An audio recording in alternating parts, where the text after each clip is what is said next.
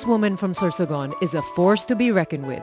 After her husband passed away, Loida Nicolas Lewis was left to take charge of his multi-billion business, TLC Beatrice International Holdings Incorporated. She became its CEO and chairman. Coming from a family of entrepreneurs, she has successfully managed the corporation of 64 companies based in 31 countries. Her success won her recognition by Working Woman magazine in 1994 as #1 in their top 50 women business owners in America. As a lawyer, she was the first Asian and first Filipino to take the American bar and pass. Later in her career, she worked as an immigrations lawyer at the Immigration and Naturalization Services for 10 years. It was while working for them that she thought of writing books on immigrations law. As a Filipina, she recognized the plight of every Filipino residing in the U.S. and has founded several organizations, including National Federation of Filipino American Associations and U.S. Pinoys for Good Governance. One of her present advocacies is fighting the aggressiveness of China towards the Philippine territories. China, the sleeping dragon, has awakened, and they need oil. She has 2 daughters with her late husband, Leslie and Christina. After the death of her husband, Loida was left to take care of their children and be their mother and their father, always making sure that she had time to spend with them despite her busy schedule. She sometimes babysits her 3 grandchildren who call her Nanay. Attorney Loida Nicolas Lewis is a remarkable woman who has surpassed many obstacles life has given her, to which she credits her personal relationship with God and the support of her family.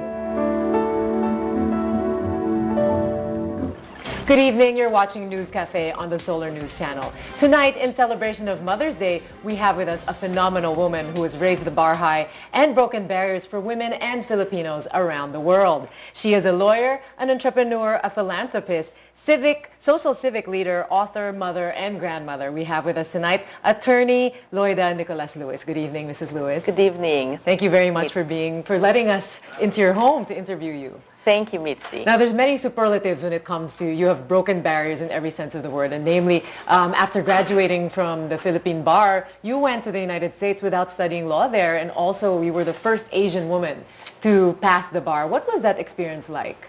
If you are a non-citizen before 1974, you could not take the bar. Yeah. But because the Supreme Court of the United States said that citizenship is not a qualification to take the bar, I was the first Filipino who applied immediately, because University of the Philippines is one of 2 universities, College of Law, that's accepted in New York. Yes. So what was it like? Well, I knew I had to pass it the first time because I just had a baby, Leslie, my oldest child, and I had to exile her to Baltimore. That's around 3 months, so that I could study not 24/7, but 16, 17 hours a day. And if I don't pass it, I don't want to exile her again. Yeah. So I really studied hard, and I passed the first time. A little bit of a sacrifice you had to do as a mother in order to pass the bar. Yes. Now, did you have aspirations always of studying in the U.S.? I mean, you came from Sorsogon. So when you were a child, were you dreaming of traveling the world? No, not at all. My father, who was, modest means, he was a scholar in high school and in UP, wanted to be a lawyer. So his dream for me was to be the lawyer of the family out of 5 children, going to politics, so that he even named the movie theater when I was 9 years old after me, Loida Theater. Wow. So when I go into politics, I will have name recognition. So my life was sort of, geared by my father. Going to the United States was like a gift when I became a lawyer.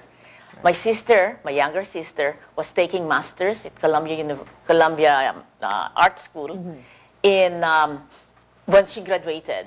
And so when I finished law and I became a lawyer, my father said, okay, round the world trip with your mother, come back to the Philippines, then we'll start your career. Wonderful. So going to the United States or even studying there or even marrying was not in the cards. Yeah. And this is where you met Reginald Lewis, of course. I heard you met him on a blind date in the U.S. Yes. So it was love at first sight? No. I don't fall in love easily. I was working because we arrived September and my sister was graduating in May. So what do? At that time, it was not too strict. Even if I had a tourist visa, I started to work in a civil rights law firm. And my boss was from Harvard Law School. I introduced him to my sister, and he was going out on a date. Loida, do you want to go out on a date? Blind date? And I said, sure, why not? You know, adventure. Yeah. And so he called, that's when he called Reginald Lewis, a classmate of his at Harvard Law School. And the funny thing is that he almost didn't make it. He said, you know, as a lawyer, you work so hard. You don't have time really for anything. But when he said, when my boss said, oh, that's too bad, you cannot come. You know, she's from the Philippines. So Reginald Lewis said, wait, I have never dated an Oriental before. I'm coming. It was an adventure also for him. It's an adventure. He's always ready for new things. Right. And the rest is history, because after that, you had to return to the Philippines. Well, actually, after 7 months, we decided to get married. No. We met in December. We decided we'll marry in May, around May. But then I got cold feet. Because then, oh my God, I'm going to leave my country, my family, my friends, my ambition. Right. And so I said, no, I can't go through with it. Yeah. So my sister and I were going back to Manila. And on the way, I was just so sad. Because I know in my heart, having studied in UP College of Law, Jojo Binay was my classmate. Franklin Dillon was in my, Miriam Defensor, I was with the best of the best. Yeah. And having been in UP and having met Reginald Lewis, I knew he was special. And so just on the way to San Francisco, I was so sad.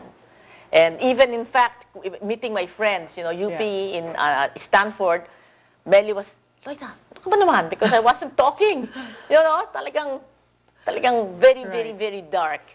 And one of my friends, Jerry Hill, he had died already, said, Loida, if you're that sad, why don't you just call him? I never thought of that. Yeah. Tawag ako, darling, I'm coming back. Yeah, you once said when it comes to the head and the heart wins. This is what Not happened always, to you. but in least this for this. case, it did. Right? Yes, Yeah. I knew in my heart that, somebody like him, I won't meet again. Yeah. You As know? you said, he was very intense, and so were you.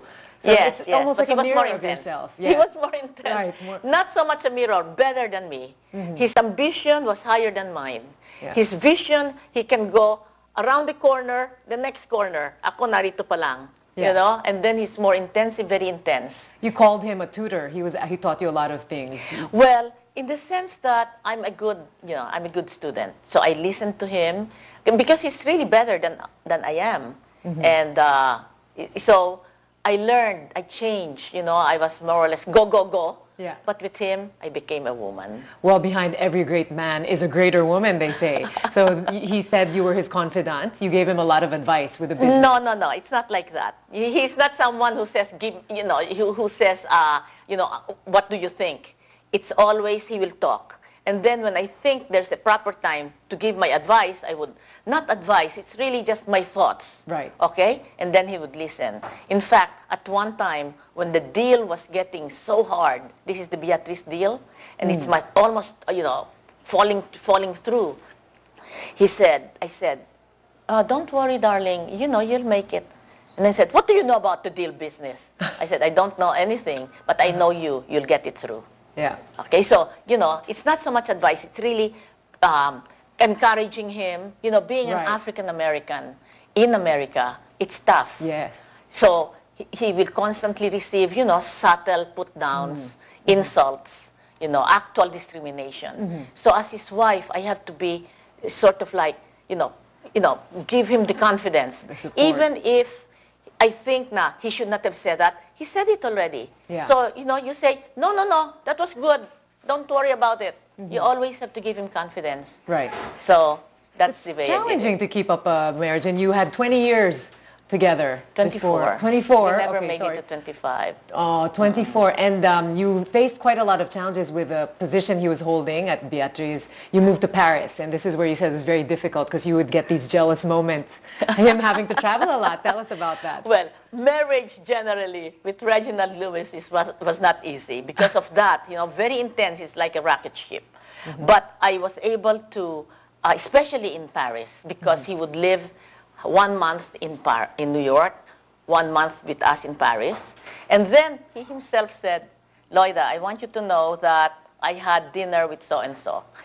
Single woman, beautiful, and syempre, the thoughts.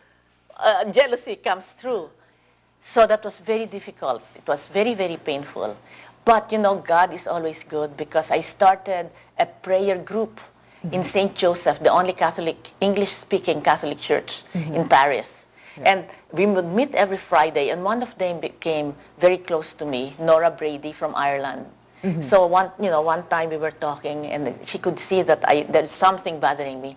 So she said, Loida, why don't you read St. Paul's letter to Corinthians, Yeah. which is really the definition of love. And so that saved me because, you know, love is patient. Loida is patient. What does that mean? Love is kind. Loida is kind. So I went through and integrated it within myself. Right. And after that, you can do no wrong. You know, it's loving unconditionally, and Yeah. that saved me. Well, how is it like as parents yourselves, you know, raising two daughters together, given your busy schedules? Were you very... Well, no.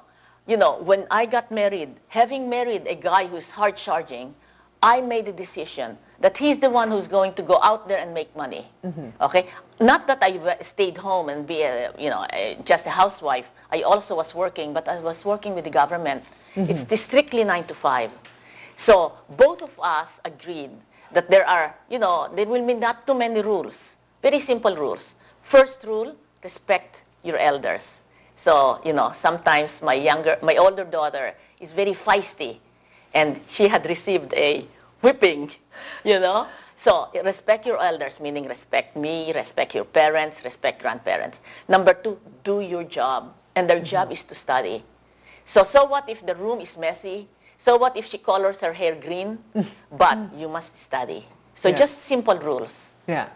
And do you think they pass this on to their grandchildren? Because you have 3 grandchildren now. I have 3 grandchildren. Both of them graduated from Harvard, cum laude, and my younger daughter, Oh, this is Leslie and Christina. They Leslie and went to- Christina, yes. like Both their of them father. graduated. So that's the kind of, we hope, successful parenting in that they were able to direct their minds to really excel academically. Right. So both of them are married. In fact, Christina got married here in San Agustin, and she has a 2.5-year-old son. She wore your wedding dress at the wedding, I heard. That's Altered, right. Of course. That's Yeah. right. Yes, I was able to keep the wedding dress that I Yeah. had by Valera. Yeah. And, you know, she had it,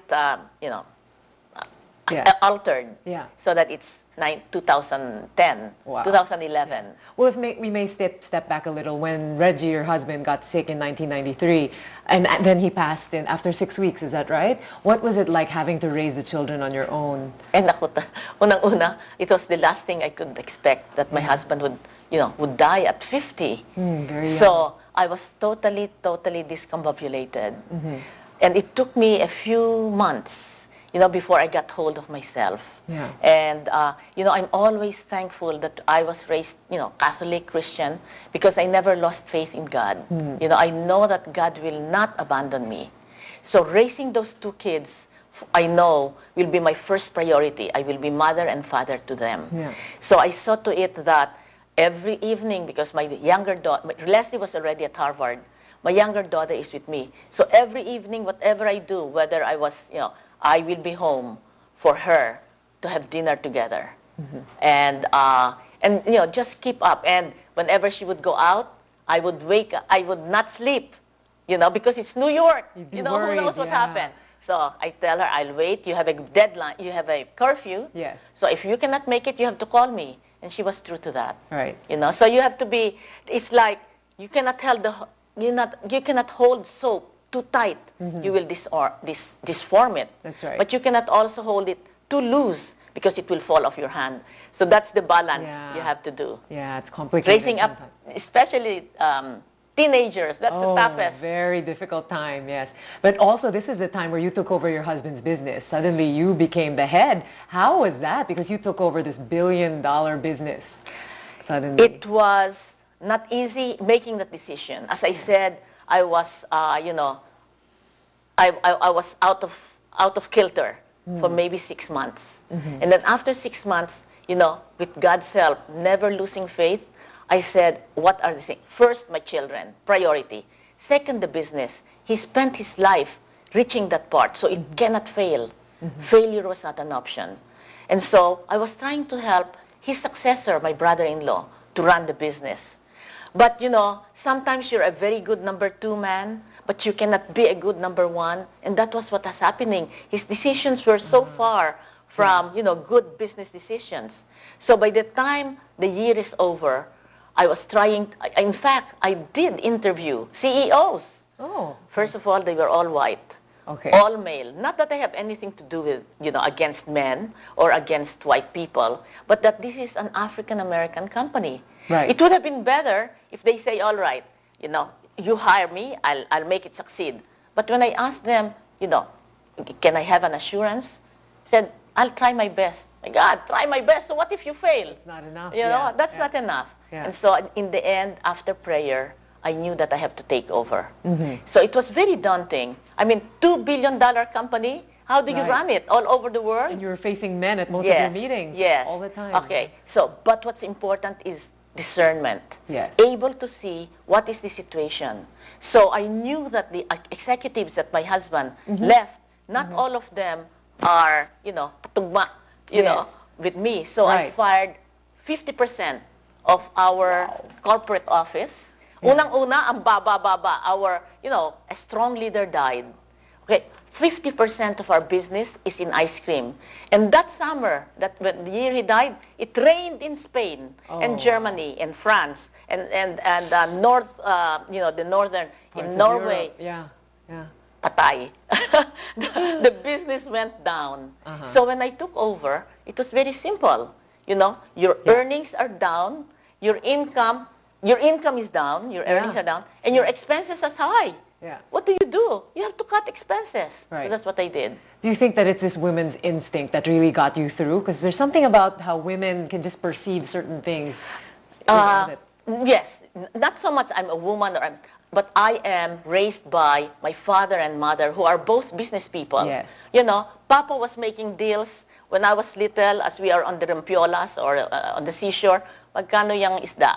Mahal naman. Ganito lang. So you hear that, you know, making deals. So there was an inner, that's one. I have entrepreneurial parents. Number two, I also prayed every day to clear my mind, because you're faced with many things. Okay, so how do you decide? Okay, so God in your inner guidance will sort of show you. Right. Okay, and then number three, to have that perception, sino ang magaling dyan? So when I dismissed them, I hired only two. You know, a lawyer, the man who introduced me to my husband. Wow. I took him back because he knows me before I was anybody. Yeah. So he will be my extra eye and ear. And you can trust my him. sister, Imelda Nicolas, who is now Secretary of Commission on Philippine Overseas with President Noynoy, because I need a very close person who can tell me, Loida, mali yan yata. Right. You know.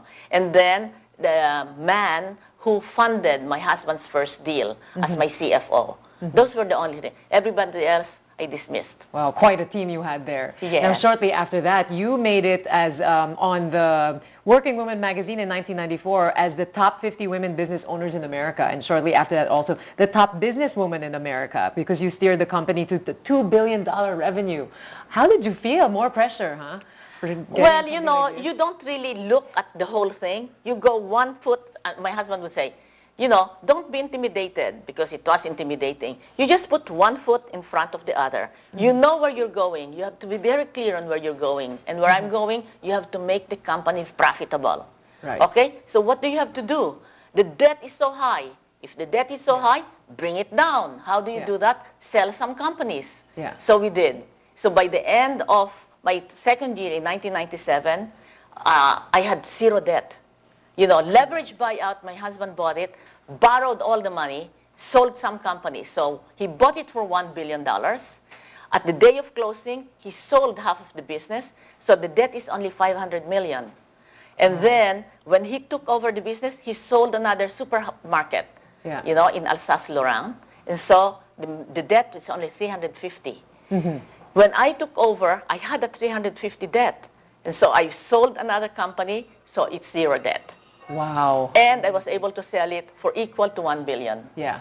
My gosh, that's quite I mean, all this time, how is it with the kids? Because you wonder when you're doing this kind of work, do you really have, did you raise the kids and did you have help mean, family was Well, nearby. I had asked my mother-in-law, and Yeah. I call her mom, the mother of my husband. We are Yes. very, very close. Yeah. So she stayed with me for a year. Because, running the business, you have to fly to Europe. All over the world also. Well, yes. Well, So whenever I fly, I ask my mother-in-law to come. And then, so I stay. I don't want just help. We did have help. Right.